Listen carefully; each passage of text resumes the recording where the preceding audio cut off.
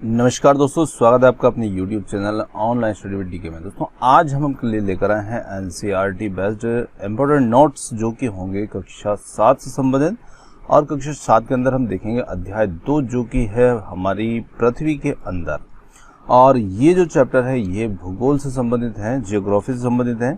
और यहाँ पर इसी अध्याय के जो भी पॉइंट निकलते हैं, जो भी कुछ इम्पोर्टेंट नोट्स निकलते हैं जो आपको लगभग सभी एग्ज़ाम में उपयोगी होते हैं, चाहे आप किसी भी टेट एग्ज़ाम की तैयारी कर रहे हैं या कोई अन्य कंपटीशन एग्ज़ाम की तैयारी भी कर रहे हैं, तो वो भी आपके लिए काफ़ी महत्वपूर्ण रहेंगे। तो चलिए और स्टार्ट करते हैं और देखते हैं आज के हमारे एनसीईआरटी बेस्ड एसएसटी के कुछ नोट्स। तो सबसे पहले यहाँ पर हम बात करते हैं पृथ्वी के बारे में, क्योंकि हमारा चैप्टर ही पृथ्वी के बारे में। तो यहाँ पर हमें जो भी पॉइंट मिलेंगे इम्पोर्टेंट नोट्स के रूप में, वो हमें पूरे पृथ्वी से संबंधित ही इसमें मिलेंगे, क्योंकि पृथ्वी के भीतर की बात इसमें की जाएगी, पृथ्वी के अंदर की बात की जाएगी। पृथ्वी सबसे पहले यहाँ पर बात करते हैं कि जो हमारी पृथ्वी है, पृथ्वी एक गतिशील ग्रह है। और ये तो हम सभी जानते हैं, क्योंकि पृथ्वी जो होती है ये सूर्य के चारों ओर चक्कर लगाती है, परिक्रमा करती है। तो यहाँ पर पृथ्वी को गतिशील ग्रह कहेंगे और कहना भी जरूरी होगा। देखिए, यदि आप इस अध्याय को डिटेल्स में जानना चाहते हैं तो आप हमारे दूसरे चैनल जो कि है मेरा घर मेरा स्कूल के नाम से आपको इसी चैनल के नीचे आपको मिल जाएगा, और वहाँ पर आप इस चैनल पर जाकर के विजिट कर सकते हैं। और वहाँ पर ये अध्याय आपको कंप्लीट लाइन टू लाइन पूरा कंप्लीट मिलेगा, है ना। और वहाँ पर भी आपको ये क्वेश्चन हाईलाइट रूप में आपको मिल जाएंगे। चलिए, तो वहाँ पर आप जाकर के देख सकते हैं और उस चैनल को भी आप सब्सक्राइब कर सकते हैं। तो सबसे पहले यहाँ पर बात करते हैं पृथ्वी एक गतिशील ग्रह है। और दूसरा पॉइंट यहाँ पर हमारा निकल के आता है। देखिए, विश्व की सबसे गहरी तेल की खान जो है यह है दक्षिण अफ्रीका में स्थित। तो देखिए, यहाँ पर एक प्रश्न बनता है, जब भी हमें एग्जाम के अंदर क्वेश्चन पूछा जाता है तो वो विश्व की सबसे गहरी, सबसे छोटी, सबसे लंबी, इस प्रकार का क्वेश्चन जरूर पूछता है। तो यहाँ पर विश्व की सबसे गहरी तेल की खान जो है, तेल की खदान, ये दक्षिण अफ्रीका में स्थित है, ये आपको ध्यान रखना है। और देखिए, ये जो तेल की खदान है, जो खान है, ये लगभग 4 किलोमीटर गहराई में स्थित है, या 4 किलोमीटर की गहराई तक ये स्थित है। और इस तेल की खोज में इंजीनियर जो है वो 6 किलोमीटर की गहराई तक खोद चुके हैं, या इसकी खोज में जा चुके हैं। यहाँ पर ये हम कह सकते हैं। तो यहाँ पर ये खोज चुके हैं, तो ये खोद चुके हैं, है ना। इतनी गहराई तक ये लोग खोद चुके हैं इसको।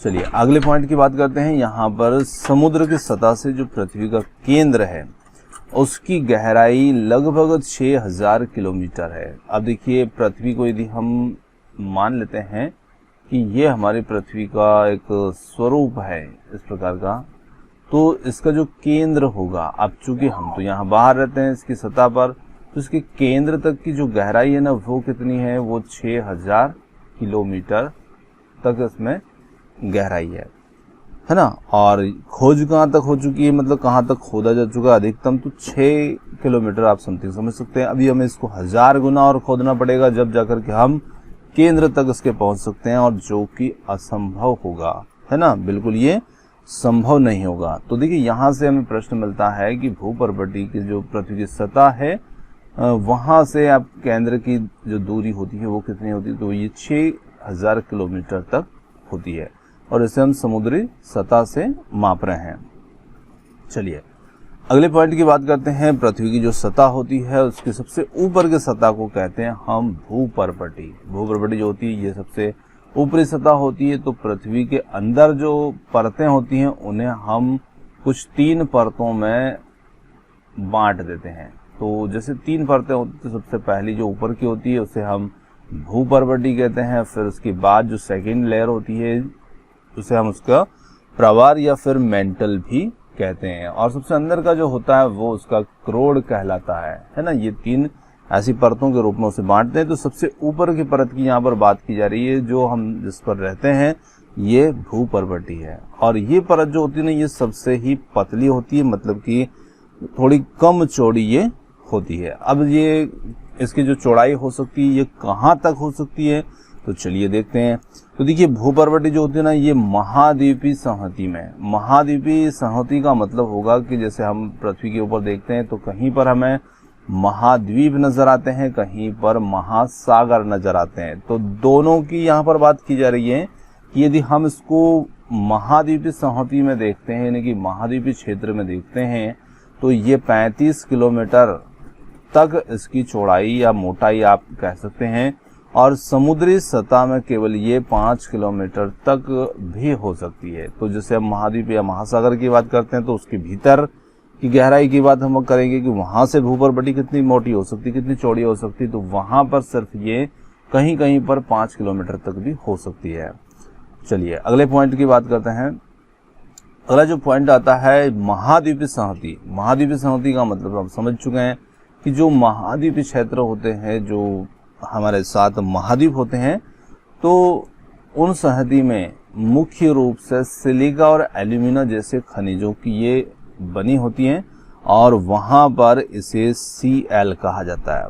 तो अब देखिए Cl किसे कहा जा रहा है, तो ये कहा जा रहा है भूपर्वटी को, है ना। ये आपको ध्यान रखना है कि अभी जो हम बात कर रहे हैं ना, ये भूपर्वटी की ही बात इसमें की जा रही है, और भूपर्वटी को कहीं पर Cl कहा जा रहा है। तो आपको ये मिलता है कि Cl किसे कहते हैं। तो आपको समझना है कि भूपर्वटी को ही कहते हैं, पर कहाँ पर हमने देखा महाद्वीप और महासागर, ये 2 चीजें हमारी पृथ्वी पर हमें देखने को मिलती है। तो महाद्वीपीय जो क्षेत्र होते हैं वहां पर जो भूपर्वटी होती है उसमें सिलिका और एल्यूमिना, इन 2 खनिजों की से ये मिलकर के बनती है। तो उस स्थिति में इसे दोनों के संकेत से जोड़ दिया। जैसे कि सी है तो सी का मतलब यहाँ पर होगा सिलिका, तो सिलिका और एल्यूमिना, तो एल्यूमिना के लिए संकेत ले लिया L, और Cl ले लिया, दोनों को मिलाया तो ये बन गया Cl। तो Cl का मतलब आप समझ गए कि ये सिलिका और एल्यूमिनियम खनिजों से बनी हुई महाद्वीपीय जो भूपर्वटी है वो है। अब देखिए आगे हम बात करते हैं महासागर की। तो अगला पॉइंट है हमारा, महासागर की पर्वटी मुख्यतः सिलिका और मैग्नीशियम की बनी होती है, और इसे सी में कहा जाता है। देखिए महासागरी जो भूपर्वटी होती है वो मुख्यतः सिलिका और मैग्नीशियम की बनी होती है। तो सिलिका और मैग्नीशियम के लिए यहाँ पर संकेत मिल जाता है इसका लिए सी में, है ना। तो ये सी और में से मिलकर बनी होती है। जैसे मैग्नीशियम के लिए M होता है तो इसे हम सी में भी कहते हैं। तो सिलिका और मैग्नीशियम। अब देखिए ये जो संकेत लिए जा रहे हैं ये इसके हिंदी संकेत लिए जा रहे हैं। जैसे कि ये हमने लिया सी और ये में से बना मैग्नीशियम, तो इसे सी में भी कहा जाता है। तो ये महासागरी पर्वटी है ना, जो महासागर के अंदर स्थित होगी। चलिए अगले पॉइंट की बात करते हैं। भूपर्वटी जो होती है ना उसके ठीक नीचे होता है मेंटल, जो उसका दूसरी परत हम उसको कह सकते हैं, और दूसरी परत जो होती है उसे प्रावार या मेंटल के नाम से भी जाना जाता है। चलिए मेंटल जो होता है वो कितनी गहराई तक फैला होता है, तो ये फैला होता है 2900 किलोमीटर की गहराई तक की जो परत होती है उसी को कहते हैं हम मेंटल। देखिए तो यहाँ से मान लीजिए कि ये हमने बीच का हिस्सा माना है और ये सबसे बाहर की हमारी परत है। तो ये जो चौड़ाई है यहाँ से यहाँ तक की ये 2900 किलोमीटर के करीब में होती है, इतनी गहराई तक ये फैला होता है। और मेंटल जो की सबसे आंतरिक परत जो होती है, अब सबसे आंतरिक कौन सी होगी, जो भीतर की ओर जा रही है, तो वहां से क्रोड शुरू हो जाता है, उसके जो आंतरिक परत होगी वहीं से जो नीचे का हिस्सा होता है वो क्या बन जाता है, वो बन जाता है क्रोड, है ना। तो ये उसका पृथ्वी का तीसरा भाग होता है, तीसरी परत होती है जिसे हम उसका क्रोड कहते हैं। और क्रोड जो होता है इसकी जो त्रिज्या होती है वो कितनी होती है, वो 3500 किलोमीटर होती है। तो ये 3500 किलोमीटर क्रोड की त्रिज्या होती है। आगे बात करते हैं अगले पॉइंटों की। क्रोड जो होता है वो मुख्यतः निकिल और लोहे का बना होता है ना, निकिल और लोहे का बना होता है। और निकिल और लोहे का जब ये बना होता है तो इसे हम नीफे भी कहते हैं, क्रोड को नीफे। अब देखिए नीफे कहने का कारण यहाँ पर है, जैसे कि निकिल होता है तो निकिल से नी बना, और फै मतलब होता है आयरन, लोहा जिसे हम कहते हैं। तो निफे यहाँ पर निकल के जो शब्द नाम आ रहा है क्रोड़ का निफे, तो आप समझ जाइएगा कि निफे क्रोड़ निकिल और आयरन यानी कि लोहे से मिल करके बना होता है। और केंद्रीय क्रोड़ जो होगा सबसे आंतरिक होता है, तो वहां पर तापमान और दाब जो होता है काफी ज्यादा उच्च होता है। पृथ्वी के आयतन का केवल 1% हिस्सा ही पर्वटी होती है। तो भूपर्वटी पृथ्वी के आयतन का कितना प्रतिशत हिस्सा है? मात्र 1% हिस्सा होती है भूपर्वटी, क्योंकि उसकी चौड़ाई भी कम है। हमने देखा भूपर्वटी की चौड़ाई भी कम है।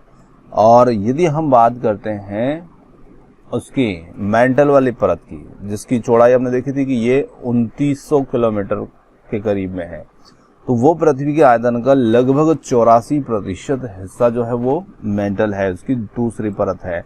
और पृथ्वी के आयतन का 15% हिस्सा जो होता है वो क्रोड़ होता है। तो इस प्रकार से ये तीनों मिलकर के पृथ्वी का आयतन बनाते हैं। चलिए आगे बात कर रहे हैं पृथ्वी की त्रिज्या कितनी होती है। तो पृथ्वी की जो त्रिज्या की यदि बात करें तो पृथ्वी की त्रिज्या जो है वो 6371 किलोमीटर होती है। 6371 किलोमीटर पृथ्वी की त्रिज्या होती है ना। चलिए आगे बढ़ते हैं अगले पॉइंट की ओर। अगला पॉइंट है हमारा सेल से संबंधित। अब देखिए सेल का मतलब होता है सीधे सीधे हम पत्थर, चट्टान, जो भी बोलना चाहें वो कह सकते हैं। और सेल जो होती है वो हम देखते हैं तरह तरह की सेल होती हैं। इनके ऊपर भी बहुत बार प्रश्न जो होता है वो पूछा जाता है। तो हम देखें कि जो भूपर्वटी को बनाने वाले कुछ खनिज होते हैं, जैसे प्राकृतिक पिंड हो सकते हैं, कोई सा भी पिंड होगा, तो उन सभी का एक जो स्वरूप होता है उसी को हम सेल कहते हैं। अब वो विभिन्न आकार की हो सकती है, विभिन्न गठन की हो सकती है। तो इस प्रकार से सेल जो होती है ना वो 3 प्रकार की होती है: आग्नेय सेल, अवसादी सेल और कायांतरित सेल। अब देखिए आग्नेय जो सेल होती है ना इसे इग्नियस सेल भी कहा जाता है, अवसादी जो सेल होती है ना इसे सेडिमेंट्री भी कहा जाता है, और कायांतरित जो सेल होती है ना इसे मेटामॉर्फिक सेल भी कहा जाता है। अब ये जो तीनों प्रकार की ही सेल होती है तो इनके बारे में हमें थोड़ी सी जानकारी होना चाहिए। जैसे आग्नेय सेल जो होती है तो यहाँ पर आपको शब्द मिल रहा है अग्नि, है ना। और अग्नि से मतलब यहाँ पर क्या होगा कि जब हम देखते हैं कि जो हमारी पृथ्वी होती है, पृथ्वी की संरचना, मान लीजिए कि मैं पृथ्वी की ये भूपर्वटी की परत मान रहा हूँ। अब इस पृथ्वी के भीतर, इसके अंदर जो कुछ भी पदार्थ जो भरा हुआ है, चट्टाने हैं, शेल है, कुछ भी है, जो भी इसके भीतर भरा हुआ है। अब यहाँ पर पृथ्वी की सतह के भीतर जो होगा ताप दाब काफी उच्च होगा। तो ये सब मटेरियल जो होता है ये एक द्रव रूप में कभी कभी आ जाता है उच्च ताप और दाब के कारण। और जब ये आ जाता है तो ये पृथ्वी से लावे के रूप में बाहर निकलता है। अब पृथ्वी का जो लावा है वो जैसे बाहर निकलेगा तो इस लावे से जो भी मटेरियल बह कर के आ रहा है उसे हम लावा या फिर नाम दे देते हैं मेग्मा, है ना। ये लावा या फिर मेग्मा इसे कह दिया जाता है। अब ये जो बह कर के आ रहा है और जब ये ठंडा होगा पृथ्वी की सतह पर ऐसे फैलता जाएगा फैलता जाएगा फैलता जाएगा तो ये एक चट्टान का रूप ले लेता है ना। तो यहाँ पर ये रूप लिया और ये चट्टान बनी। तब इस स्थिति में इस चट्टान को हम कह सकते हैं कि ये आग्नेय शेल है। तब इस सेल को क्या कहा जाएगा? आग्नेय शेल कहा जाएगा। अब देखिए ये तो हो गई आग्नेय शेल। अब यही सेल जो होती है आग्नेय शेल, इसके अंदर क्या होता है? कुछ परिवर्तन होते हैं, कुछ टूट फूट होती है, धीरे धीरे ठंडा होकर के इस सेल के अंदर कुछ इसके टुकड़े हो जाते हैं। ये छोटे छोटे टुकड़ों के रूप में ये सेल जो होती है ये बिखर जाती है, टूट फूट हो जाती है। इस प्रकार से ये सेल बन जाती है। तो जब ये सेल के इस स्वरूप में आ जाए, मतलब कि इसी आग्नेय सेल का जब टूट फूट या किसी भी कारण से छोटे छोटे कणों में ये टूट जाती है, लुढ़क जाती है, चटक जाती है, टकरा जाती है, तो इस प्रकार से जब ये कुछ कणों के रूप में बिखर करके इसका स्वरूप जब बदल जाए तब इसी सेल को हम कह सकते हैं कि ये अवसादी सेल है। अब ये अवसादी सेल बन गई। अब देखिए आग्नेय सेल बनी थी, वही पृथ्वी के अंदर से जो लावा निकला था उससे, और उसी सेल को हमने आग्नेय सेल कहा। आग्नेय सेल के अंदर कुछ चेंजेस हुए, कुछ परिवर्तन हुआ, टूट फूट हुई, टकराहट हुई, चटक हुई, कुछ भी हुआ, तो इसी सेल से बन गई अवसादी सेल, है ना। अब ये बन गई यहाँ पर अवसादी सेल। अब जो अवसादी और आग्नेय दोनों का ही मिला जुला स्वरूप है अवसादी सेल। अवसादी सेल जो होती है इसके अंदर फिर कुछ उच्च ताप दाब के कारण से कुछ परिवर्तन होते हैं, और यही सेल जो होती है ये आगे जाकर के परिवर्तित हो जाती है कायांतरित सेल में। समझ गए। तो देखिए आग्नेय का परिवर्तन हुआ अवसादी में, अवसादी फिर बदल गई कायांतरित में। तो आग्नेय और अवसादी दोनों ही कायांतरित में जा रही है, क्योंकि भाई आग्नेय से ये अवसादी सेल बनी थी। तो इस प्रकार से ये तीनों सेल जो होती है एक दूसरे से ऐसे जुड़ी हुई होती है, एक दूसरे से एक चक्र के रूप में ये बनी होती है। तो इस प्रकार से ये तीन प्रकार की सेल होती है और इन तीनों के ये नाम होते हैं। चलिए आगे हम बात करते हैं इसके अंदर।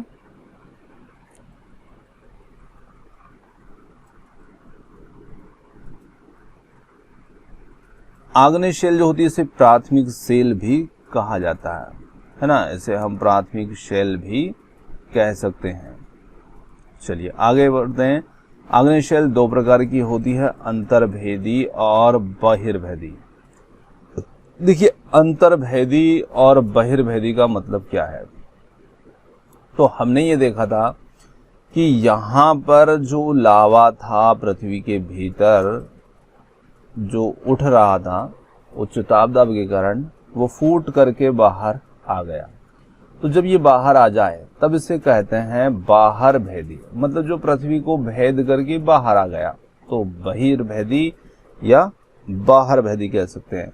और जब ये किसी कारण से पृथ्वी की सतह के बाहर नहीं आ पाता, उसके भीतर ही बना रहता और किसी भी प्रकार के सेल में ये बदल जाता है, यहीं पर ठंडा हो जाता है, तो उस स्थिति में ये क्या कहलाएगा, अंतर्भेदी कहलाएगा। तो अंतर्भेदी यहाँ पर नाम से ही समझ सकते हैं कि अंतर्भेदी मतलब कि जो सिर्फ उसके अंदर ही मौजूद रह करके ठंडा होकर के जम जाए और एक सेल के रूप में परिवर्तित हो जाए। चलिए आगे बात करते हैं जीवाश्म सेलों की। जीवाश्म, तो जीवाश्म जो होता है सेलों की परतों में कुछ दबे हुए मृत जंतु पौधों के अवशेष होते हैं, उन्हीं को हम कहते हैं जीवाश्म। अगले पॉइंट की यहाँ पर बात करते हैं। अगला पॉइंट है यहाँ पर इग्नियस। इग्नियस हमने देखा था कि आग्नेय सेल जो है उसको इग्नियस भी कहा जाता है, और इग्नियस जो है ये एक लैटिन शब्द है इग्नियस, जिसका अर्थ होता है अग्नि। तो आग्नेय से हमने यहाँ पर एक हिंट भी दी थी कि आग्नेय मतलब अग्नि, तो वहां पर भी आपको समझ जाना है कि इग्नियस जो है एक शब्द है और उसका मतलब होता है अग्नि। चलिए आगे बात करते हैं मेटामॉर्फिक। मेटामॉर्फिक भी हमने एक सेल देखी थी, और मेटामॉर्फिक सेल जो थी हमारी कौन सी सेल थी, तो मेटामॉर्फिक जो हमारी दूसरी सेल हमने देखी थी, है ना। तो सॉरी दूसरी नहीं, तीसरी सेल, जिसे हमने नाम दिया था कायांतरित सेल, है ना, कायांतरित सेल। तो ये ग्रीक शब्द मेटामॉर्फस से बनी है, जिसका अर्थ होता है रूप परिवर्तन करना। तो रूप परिवर्तन करना वही ये होता है। आगे हम बात करते हैं सेडिमेंट्री, जो कि हमने दूसरी सेल को नाम दिया था, और दूसरी सेल जो हमने देखी थी वो थी अवसादी सेल। तो ये भी एक लैटिन शब्द है और सेडिमेंटन से लिया गया है, जिसका अर्थ होता है स्थिर। चलिए अगली बात करते हैं, जैसे लाल किला है, तो ये एक बलुआ पत्थर से बना है, और बलुआ पत्थर जो है वो एक सेल का ही उदाहरण है, तो इसलिए यहाँ पर इस पॉइंट को लिया है। आगे हम बात करते हैं ताजमहल। ताजमहल सफ़ेद संगमरमर से बना है, और संगमरमर भी एक प्रकार की सेल ही होती है। आगे पृथ्वी की प्रॉपर्टी बनाने वाले कुछ खनिज पदार्थ, कि किसी भी प्राकृतिक पिंड को हम सेल कहते हैं, और सेल तो हम पढ़ चुके हैं। तो कहने का मतलब है कि जो भी खनिज पदार्थ के प्राकृतिक पिंड होते हैं वो किसी भी चीज़ के बने हो सकते हैं, उन्हें हम सेल कहते हैं। तो ये थे आज के हमारे कुछ जियोग्राफी से संबंधित चैप्टर सेकंड से संबंधित कुछ इम्पोर्टेंट बिंदु, इम्पोर्टेंट पॉइंट, जो कि आपको आने वाली एग्जाम में हेल्प ज़रूर करेंगे। तो यहाँ पर जो भी इम्पोर्टेंट नोट्स थे वो आपको कैसे लगे कमेंट्स करके ज़रूर बताइएगा, ताकि हम अगले वीडियो भी और आपके लिए इस प्रकार से लेकर आएँ। तो आप अपना सुझाव राय जो भी रखना चाहते हैं आप कमेंट्स के रूप में ज़रूर रखिएगा, है ना। आपने हमें इतने सुना उसके लिए बहुत बहुत धन्यवाद। थैंक यू सो मच, और मिलते हैं जल्द ही एक और नए किसी वीडियो के साथ।